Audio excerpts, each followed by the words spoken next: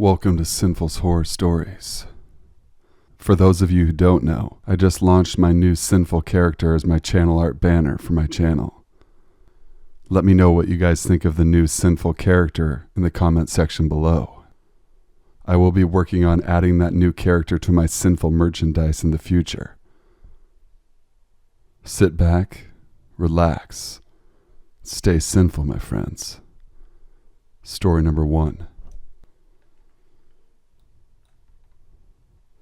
It was New Year's Eve, my birthday, and myself and 2 of my friends were out of the front of my house, listening to music. We were about 12 at the time and there was no one else around. It was probably 10 or 10:30 at night, and we were waiting for the illegal fireworks to light up down the street. It probably sounds a little weird. 12-year-old kids by themselves at 10:30 p.m. listening to Katy Perry in the middle of the street, but it actually wasn't too unusual. My neighborhood is very close. We know all of our neighbors really well, so our parents who were in the house and ourselves weren't at all concerned. We were listening to Hot and Cold by Katy Perry. Yes, it was that time of the decade. We're jamming along to it when we began to hear a whistle. Now, first off, it sounded like it was part of the song, so initially everyone ignored it. Eventually, the whistle started to go out of tune to the song. It was an eerily out-of-pitch sound that it's hard to describe. I don't know why, maybe to hear it better, but my friend decided to pause the music. Maybe it was just in the song, or maybe the phone was glitching. As soon as the music stopped, the whistling continued, pitchy and low. We were a little bit spooked. It was dark outside, other than the few streetlights on the road. We couldn't really see much or make much out of the darkness, other than the strange whistling. We were able to pinpoint the direction it was coming from soon enough. We turned towards it and froze. About 10 meters from where we stood, just on the edge of the street lamp's light, was a man. He looked quite disheveled, most likely homeless. He was just standing there looking at us, whistling that god-forsaken pitchy tune. We were all frozen for a while, as I guess we were caught off guard. My fight or flight kicked in. I yelled at my friends to get inside, and they began to scream and run up the driveway. I pushed and shoved them forward, terrified because I don't know whether they could hear what I was hearing, but the whistling had finally stopped. Something else was drowning out the silence. Heavy-setted footsteps. He was chasing us. I screamed bloody murder at them, opening the front door and shoving them inside, not caring if I hurt them. I turned and slammed the deadbolt just as he reached the screen door. I watched as his figure came into view. He was dirty, wearing soiled long-sleeve clothes, but an unkept beard and worn a torn beanie.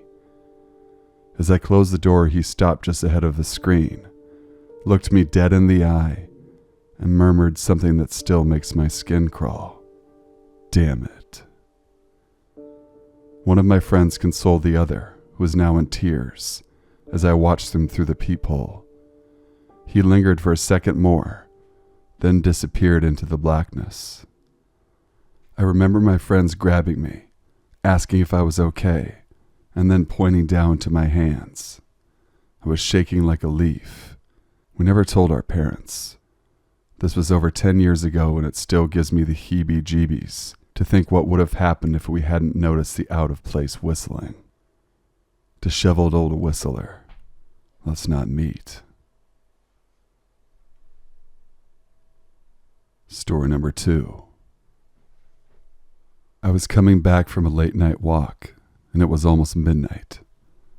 I had left my apartment a couple hours earlier to clear my head, and I was feeling better, so I decided to head home. It was pitch black outside, zero moonlight, so I decided to cut through campus so I could walk by the street lamps. I had earbuds in blasting music, but I got this sudden sick feeling in my stomach, like it was twisting. My entire body felt ice cold, so I took out my earbuds, stopped walking, and looked around. I was on a sidewalk, about 50 meters from the left turn to change streets. I looked to my right across the other side and saw someone or something just roll down this hill out of the woods. They landed on the sidewalk parallel to me, stood up and just stared. You know that feeling when you get burned? That feeling shot through my entire body.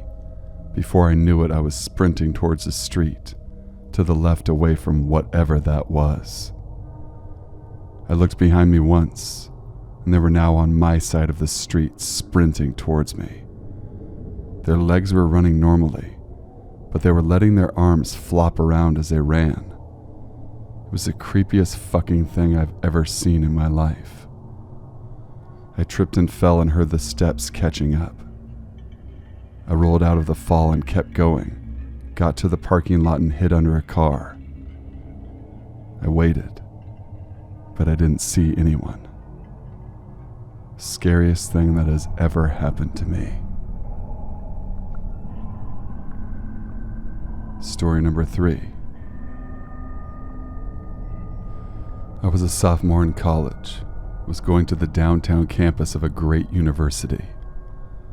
It's not a very good part of town. The college was making the area safer, but it was only safe for like a block in any direction. One night my roommate and I were studying. We decide we need late night snacks.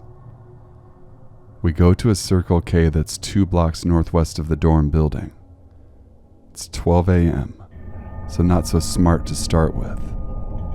Anyway, we're in the store and we grab our snacks and go to pay. There's a line at the counter and I'm chatting happily when I notice my friend get really rigid. I look at her and she looks me in the eyes, slowly shakes her head, basically saying, "Don't say anything," and motions behind us. There are 2 males a bit older than us, and I kind of look and notice that they're staring at the both of us. I want to leave and just put the snacks back and leave, but she just kind of stays still. They notice me looking and start talking animatedly to each other, which gives me a chance to ask her what's up. She whispers, "I've been listening to them. They were saying check that ass out, and I want her." I go pale and start feeling sick because it's dark as hell out in downtown, and this city isn't too safe for young girls out late. We decide to get our stuff and leave as fast as possible. We power walk back to the dorm. As we were walking, I look back and suddenly see that the guys were walking fast towards us. We run across the street without the crosswalk sign because we're so freaked out, and they can see that and it just makes them run faster. We're getting close to the dorm now, so my friend and I grab our key cards that are required and run the last few paces. We scan the cards, wrench the door open and close it hard. We run to the elevators by the security desk and look back. The guys are trying to get into the dorms by pushing on the doors. We tell the security guard what happened, and he looks and they're gone. He didn't really care though. We got up to our dorm all shaken, and by the chance I look out my window down at the street. There they are. The men are walking around the building. We watched until they were out of sight. We definitely didn't go back out that late or even to the Circle K again. So guys who decide to follow 2 girls who just wanted snack, let's not meet again. Story number 4.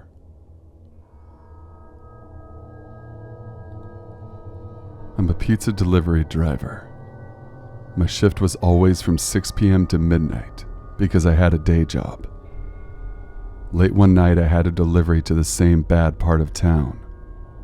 Usually I am more alert of my surroundings, but that night I wasn't because I was so tired. It was very late and the streets were very quiet. I knew exactly where I was delivering to because this man was a regular customer. I'm driving on the way there, and I stop at a red light in the middle of a hill. As I'm waiting impatiently for it to turn green, I see a person walking about a block away in the direction of my car. It was dark, so it was hard to get a good description of what he looked like. I could just see movements. He stopped walking, lifted something up, and in very slow motion, I hear a loud bang, and the window of my driver's side completely shatters all over me. The man then starts sprinting in my direction. I step on the gas and sped off. I drove past my customer's house and stopped about a mile away. Called my boss and I said I quit. I drove home shaking but thankful to be alive. My family is my witness to this, because they took pictures of all the broken glass, helped me clean out my car the next day. To the maniac who got away, I hope karma gets you, you piece of shit. Story number 5. This afternoon is the first time I've felt actively uneasy and unsafe to the point of arming myself while walking my dog. Some people just give off really bad vibes or weird energy. A man waited until a secluded section of a path to follow me and my dog. I decided to walk my dog along a somewhat secluded part of a coastal path between my town and the next one over. The start of the path, you're walking alongside a housing estate to one side and the railway line and the sea to the other. Then the housing estate gives way to fields in a steep wooded incline. It's fairly well trodden, but as I described, there are large stretches where the only way you can go in is forwards or backwards along the path. My dog and I passed a guy going the opposite direction to us, who returned my smile with a glare. Fine. Fair enough. Not everyone wants to be friendly, but this man just seemed off. My dog and I reached a pebble beach, where I stopped to take some photos of the sun setting before turning back the way we came to go home. After a few minutes walking, we pass the same guy again, and I don't even acknowledge him this time. What's strange is that between where we first saw him and the pebble beach, there's nothing else worth stopping for, so there would be no reason to get so far and then double back. A few meters after passing him, I glance over my shoulder and he's stopped, doing something on his phone, but it sounds like he's on loudspeaker to an automated voice. Another few meters. I check again, but he's now following us, which doesn't sit right with me, as this is a pretty secluded part of the path, more so than where we first saw him. At this point, I got my keys out of my pocket, spread them between my fingers so the pointy bits were sticking out, and I clenched my fist. I also took the dog's lead out and clipped it together. He stayed behind us, disappearing behind a corner every now and then, but he was always there. Thankfully, we got closer to civilization when he just vanished. Makes me wonder if he gave up because he missed his opportunity. Story number 7. I live in a rural area in Ireland, and the place I like to walk to is on a peninsula. It's a beach up both sides and very isolated, so sometimes I see seals up the fop. Anyway, this happened to me yesterday.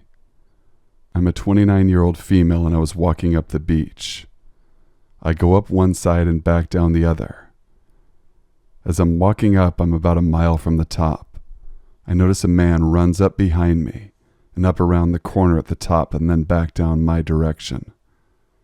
I think, cool, he's doing laps. Then when I get around the corner at the very end of the peninsula, he runs back up from behind me, but very close. I could have almost reached out and touched him. This frightened me, because it's a huge beach at the end, and I had headphones on. Just startled me. I turn around to keep going and I see the man standing on the dune facing me. He's climbed up on it and he's got a good bit ahead of me.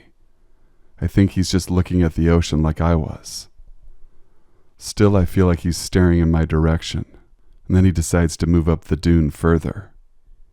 I see him crouch down and hide right where I would have to climb and walk past to get over to the other side.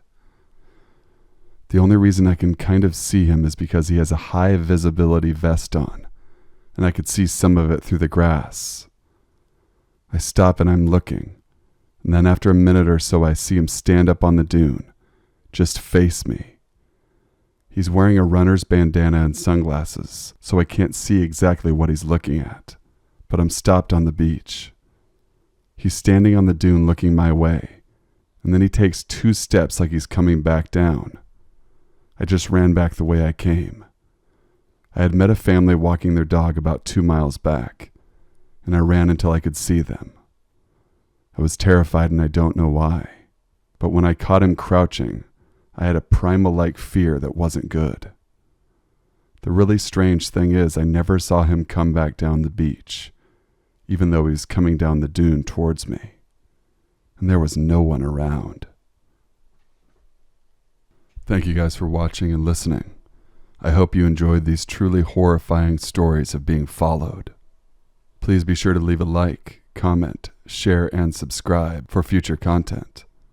Email your true scary stories to thesinfulsavant@gmail.com to have your stories featured on an upcoming video. Until we meet again, stay sinful.